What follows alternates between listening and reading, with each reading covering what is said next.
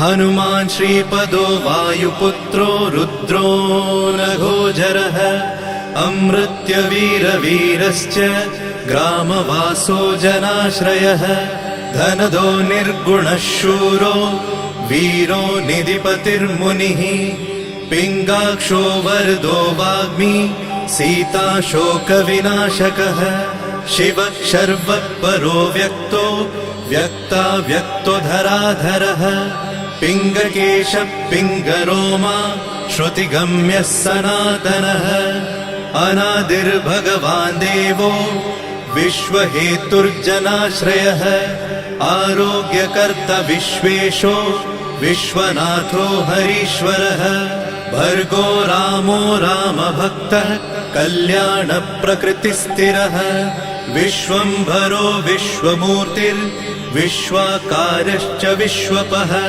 विश्वात्मा विश्वसेव्योऽथ विश्वो विश्वहरो रविः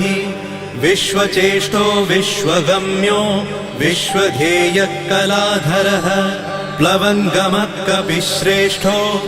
ज्येष्ठो विद्यावनेचरः बालो वृद्धो युवा तत्त्वगम्यः सुखो यजः अञ्जनासूनुरव्यग्रो ग्रामशान्तो धराधरः भूर्भुवस्वर्मर्हलोको जनो लोकस्तपो व्ययः सत्यमोङ्कारगम्यश्च प्रणवो व्यापकोमलः शिवो धर्मप्रतिष्ठाता रामेष्ठफल्गुणप्रियः गोष्पदीकृतवाराशि पूर्णकामोधरापतिः रक्षोघ्नपुण्डरीकाक्ष शरणागतवत्सलः जानकी प्राणदाता च रक्षप्राणापहारकः पूर्णसत्त्वपीतवासा दिवाकरसमप्रभः द्रोणहर्ता शक्तिनेता शक्तिराक्षसमारकः रक्षोघ्नो रामदूतश्च शाकिनी जीवहारकः भुभुक्कारः तारातिर्गर्वपर्वतवेदनः हेतुर्मान् प्रांशुबीजं च विश्वभर्ता जगद्गुरुः जगत्त्राता जगन्नाथो जगदीशो जनेश्वरः जगत्पिता हरिश्रीशो गरुडस्मयभञ्जनः पार्थध्वजो वायुपुत्रो अमितपुच्छोऽमितप्रभः ब्रह्मपुच्छः परब्रह्म पुच्छो रामेष्ट एव च सुग्रीवादियुतो ज्ञानी वानरो वानरेश्वरः कल्पस्थायी चिरञ्जीवी प्रसन्नश्च सदाशिवः सन्मतिः सद्गतिर्भुक्ति मुक्तिदः कीर्तिदायकः कीर्तिः कीर्तिपदश्चैव समुद्रः श्रीपदः शिवः उदधिक्रमणो देवः संसारभयनाशनः वार्धिबन्धनकृद्विश्व जेता विश्वप्रतिष्ठितः लङ्कारिः कालपुरुषो लङ्केशगृहभञ्जनः भूतावासो वासुदेवो वसुस्त्रिभुवनेश्वरः श्रीरामदूतः कृष्णश्च लङ्काप्रासादभञ्जनः कृष्णः कृष्णस्तुतः शान्तः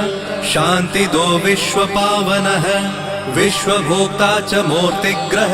ब्रह्मचारी जितेन्द्रियः ऊर्ध्वगोलाङ्गुलीमाली लाङ्गूलहतराक्षसः समीरतनुजो वीरो वीरमारो जयप्रदः जगन्मङ्गलदः पुण्यः पुण्यश्रवणकीर्तनः पुण्यकीर्तिः पुण्यगतिः जगत्पावनपावनः देवेशोजितरोधश्च रामभक्तिविधायकः ध्याता ध्येयो नभः साक्षी चेतश्चैतन्यविग्रहः ज्ञानदः प्राणदः प्राणो जगत्प्राणः समीरणः विभीषणप्रियः शूरो पिप्पलाश्रयसिद्धिदः सुहृत्सिद्धाश्रयः कालः कालभक्षकभर्जितः लङ्केशनिधनस्थायी लङ्कादाहक ईश्वरः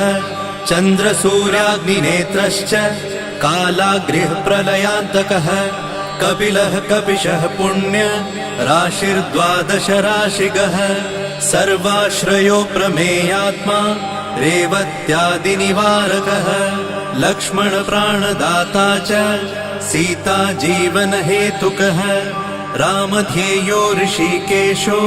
विष्णुभक्तो जटिबली देवारिदर्पहा होता कर्ता हर्ता जगत्प्रभुः नगरग्रामपालश्च शुद्धो बुद्धो निरन्तरः निरञ्जनो निर्विकल्पो गुणातीतो भयङ्करः हनुमान्शद्दुराराध्यः तपस्साध्यो मरेश्वरः जानकी घनशोकोत्थ तापहर्ता परात्परः वाङ्मयः सदसद्रुपः कारणं प्रकृतेः परः भाग्यदो निर्मलो नेता पुच्छलङ्काविदाहकः पुच्छबद्धो यातु दानो यातु दानरिपुप्रियः छायापहारि भूतेषु लोकेशः सद्गतिप्रदः प्लवङ्गमेश्वरः क्रोधः क्रोधसंरक्तलोचनः क्रोधहर्ता तापहर्ता भक्ता भयवरप्रदः भक्तानुकम्पि विश्वेश पुरुहूतः पुरन्दरः अग्निर्विभावसुर्भास्वान् यमो निरृतिरेव च वरुणो वायुगतिमान् वायुः कौबेर्ईश्वरः रविश्चन्द्रः कुजः सौम्यो गुरुः काव्यो शनैश्चरः राहुकेतुर्मरुद्धोता धाता हर्ता समीरजः मशकीकृतदेवारिः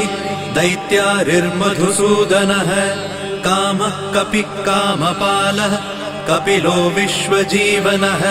भागीरथीपदाम्भोजः सेतुबन्धविशारदः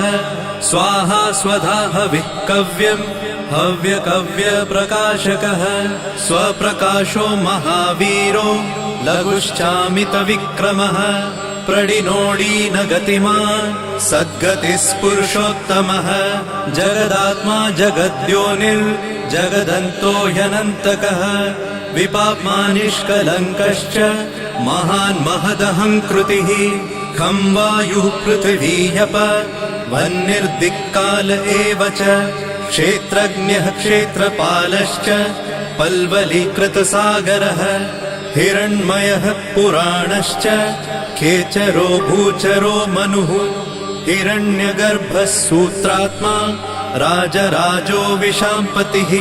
वेदान्तवेद्योद्गीतश्च वेदवेदाङ्गपारगः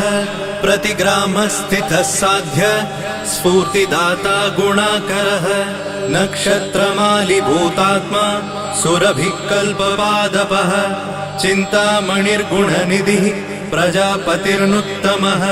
पुण्यश्लोकः पुरारातिर्ज्योतिष्मान् शार्वरीपतिः किलिकिल्यारवत्रस्त भूतप्रेतपिशाचकः ऋणत्रयहरः सूक्ष्मः स्थूलः सर्वगतः पुमान् अपस्मारहरः स्मर्ते श्रुतिर्गाथा स्मृतिर्मनुः स्वर्गद्वारः प्रजाद्वारो मोक्षद्वारं कपीश्वरः नादरूपः परब्रह्म ब्रह्म ब्रह्मा पुरातनः एको नैको जनः शुक्ल स्वयं ज्योतिरनाकुलः ज्योतिर्ज्योतिरनादिश्च सात्विको राजसत्तमः तमोहर्ता निरालम्बो निराकारो गुणाकरः गुणाश्रयो गुणमयो बृहत्कायो बृहद्यशा बृहद्धनुर्बृहत्पादो बृहन्मूर्धा बृहत्स्वनः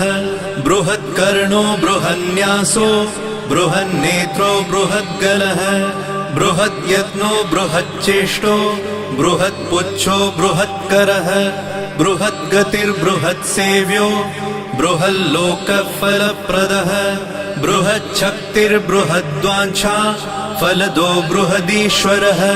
बृहल्लोकनुतो द्रष्टा विद्यादाता जगद्गुरुः देवाचार्यः सत्यवादी ब्रह्मवादी कलाधरः सप्तपातालगामी च मलयाचलसंश्रयः उत्तराशास्थितः श्रीदो दिव्यौषधवशः खगः शाखामृगः कपीन्द्रश्च पुराणः श्रुतिसञ्चरः चतुरो ब्राह्मणो योगी योगगम्यः परात्परः अनादिनिधनो व्यासो वैकुण्ठः पृथिवीपतिः पराजितो जिताराशिः सदानन्दश्च ईशिता गोपालो गोपतिर्गोप्ता कलिः कालः परात्परः मनोवेगी सदा योगी संसारभयनाशनः तत्त्वदाता च तत्त्वज्ञः तत्त्वं तत्त्वप्रकाशकः शुद्धो बुद्धो नित्ययुक्तो युक्ताकारो जयप्रदः प्रलयोमितमायश्च मायातीतो विमत्सरः मायानिर्जितरक्षश्च मायानिर्मितविश्वपः मायाश्रयश्च निर्लेपो मायानिर्वञ्चकसुखः सुखी सुखप्रदो नागो महेश कृतसंस्थवः महेश्वरः सत्यसन्धः शरभः कलिपावनः रसो रसज्ञसम्मानः तपश्चक्षु च भैरवः घ्राणो गन्धस्पर्शनञ्च स्पर्शोऽहङ्कारमानदः नेति नेतिति गम्यश्च वैकुण्ठभजनप्रियः गिरिशो गिरिजाकान्तो दुर्वासः कविरङ्गिराः भृगुर्वसिष्ठश्च वनः तुम्बुरुर्नारदो मलः विश्वक्षेत्रं विश्वबीजं विश्वनेत्रश्च विश्वपः याजको यजमानश्च पावकः पितरस्तथा श्रद्धा बुद्धिक्षमा तन्द्रा मन्त्रो मन्त्रयुतस्वरः राजेन्द्रो भूपतिकण्ठ माली संसारसारथिः नित्यसम्पूर्णकामश्च भक्तकामधुगुत्तमः गणपकीशपो भ्राता पिता माता च मारुतिः सहस्रशीर्षा पुरुषः सहस्राक्ष सहस्रपात् कामजित् कामदहन कामकाम्यफलप्रदः मुद्रहारी रक्षोघ्नः क्षितिभारहरो बलः नखदंष्ट्रायुधो विष्णु भक्तो भयवरप्रदः दर्पः दर्पदो दृप्तः शतमूर्तिः अमूर्तिमान् महानिधिर्महाभोगो महाभोगो महार्थदः महाकारो महायोगी महातेजा महाद्युतिः महाकर्मा महानादो महामन्त्रो महामतिः महाशयो महोदारो महादेवात्मको विभुः रुद्रकर्मा क्रूरकर्मा रत्ननाभकृतागमः अम्भोधिलङ्घनः सिंहो नित्यो धर्मप्रमोदनः जितामित्रो जयः सामो विजयो वायुवाहनः जीवदाता सहस्रांशुः मुकुन्दो भूरि दक्षिणः सिद्धार्थसिद्धिदः सिद्ध सङ्कल्पसिद्धिहेतुकः सप्तपातालभरणः सप्तर्षिगणवन्दितः सप्ताभिलङ्घनो वीरः सप्तद्वीपोरुमण्डलः सप्ताङ्गराजसुखदः सप्तमात्र निषेवितः सप्तलोकैकमुकुटः सप्तहोतास्वराश्रयः सप्तच्छन्दोनिधि सप्त छन्द सप्तजनाश्रयः सप्तसामोपगीतश्च सप्तपातालसंश्रयः मेधाविकीर्तिदः शोक हरिदौर्भाग्यनाशनः सर्ववश्यकरो भर्गो दोषघ्नपुत्रपौत्रदः प्रतिवादी मुखस्तम्भो दुष्टचित्तप्रसादनः पराभिचारशमनो दुःखघ्नुबन्धमोक्षदः नवद्वारपुराधारो नवद्वारनिकेतनः नरनारायणस्तुत्यो नरनाथो महेश्वरः मेखली कवची खड्गी भ्राजिष्णुर्विष्णुसारथिः बहुयोजन विस्तीर्ण पुच्छ हतासुरः दुष्टग्रहनिहन्ता च पिशाचग्रहघातुकः बालग्रहविनाशी च धर्मो नेता कृपाकरः उग्रकृत्योग्रवेगश्च उग्रनेत्र शतक्रतुः शतमन्युस्तुतस्तुत्य महातेजो महाबलः समग्रगुणशाली च व्यग्रो रक्षो विनाशकः रक्षोघ्नहस्तो ब्रह्मेश श्रीधरो भक्तवत्सलः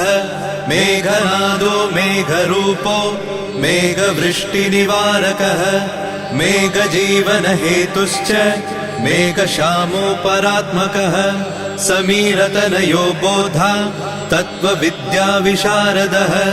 अमोघो मोघवृद्धिश्च इष्टदो निष्टनाशकः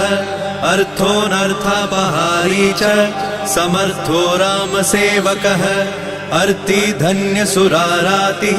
पुण्डरीकाक्ष आत्मभूः सङ्कर्षणो विशुद्धात्मा विद्याराशि सुरेश्वरः अचलोद्धारको नित्य सेतुकृद्रामसारथिः आनन्द परमानन्दो मत्स्यकूर्मो निधिशमः वराहो नारसिंहश्च वामनो जमदग्निजः रामकृष्णः शिवो बुद्ध कल्की रामाश्रयो हरः नन्दी भृङ्गी च चण्डी च गणेशो गणसेवितः कर्माध्यक्षसुराध्यक्षो विश्रमो जगतां पतिः जगन्नाथ कपिश्रेष्ठ सर्वावास सदाश्रयः सुग्रीवादिस्तुतः शान्तः सर्वकर्मप्लवङ्गमः नखदारितरक्षश्च नखायुधविशारदः कुशलः सुधरः शेषो वासुकिस्तक्षकस्वरः स्वर्णवर्णो बलाढ्यश्च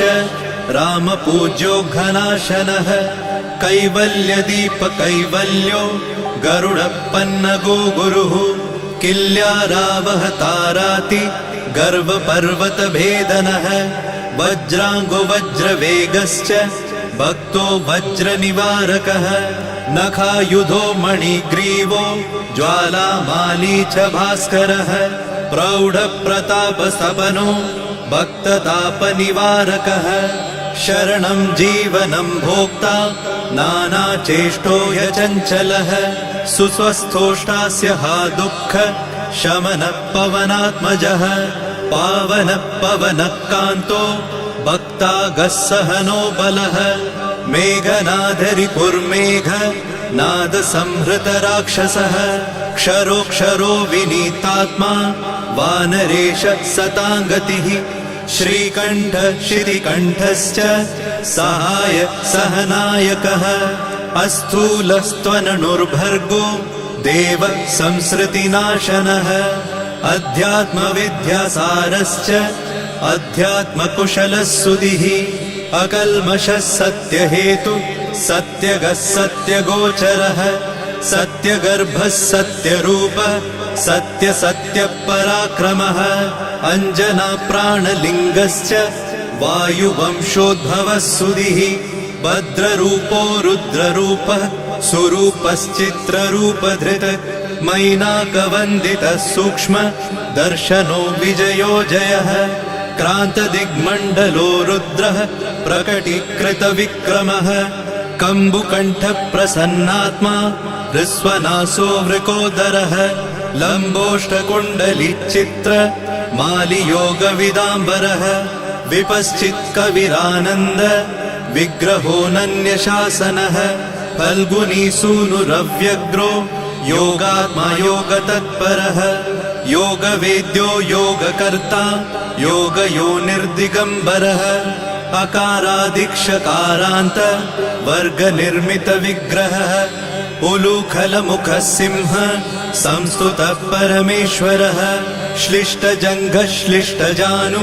श्लिष्टपाणि शिखाधरः सुशर्मामितशर्मा च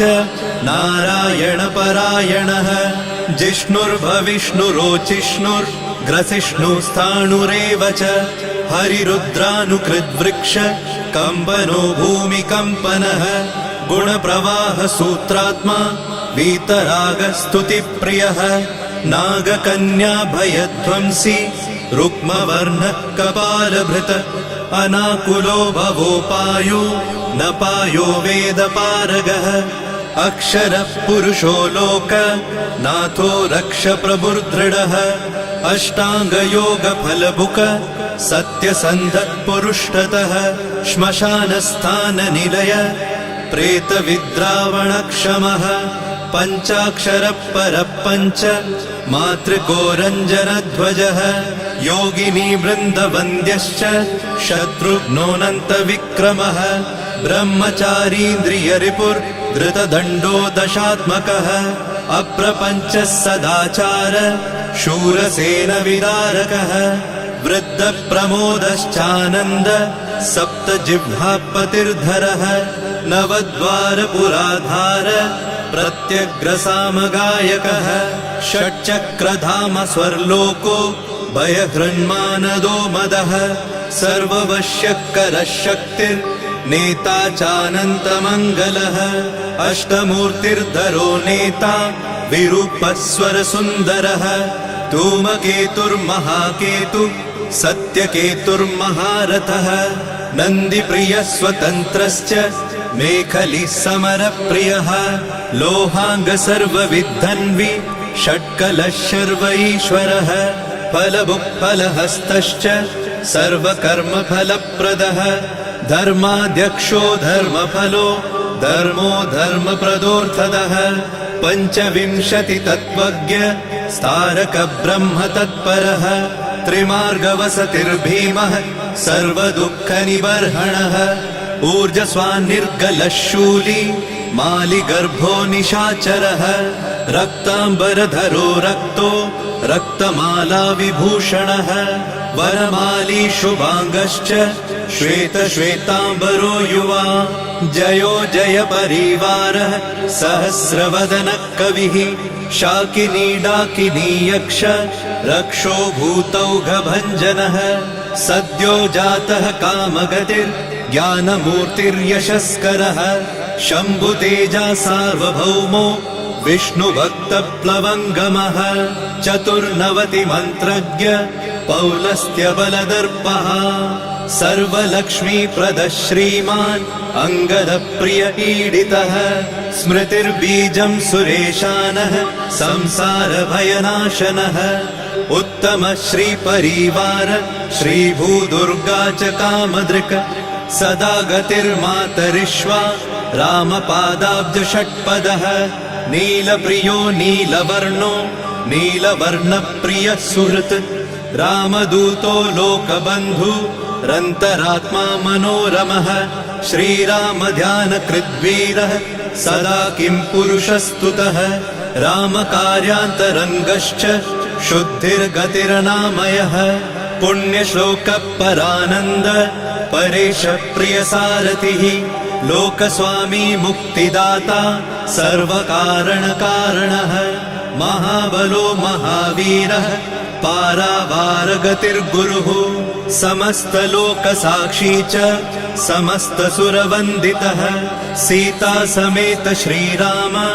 पादसेवाधुरन्धरः इति श्री आञ्जनेय सहस्रनाम स्तोत्रम् सम्पूर्णम्।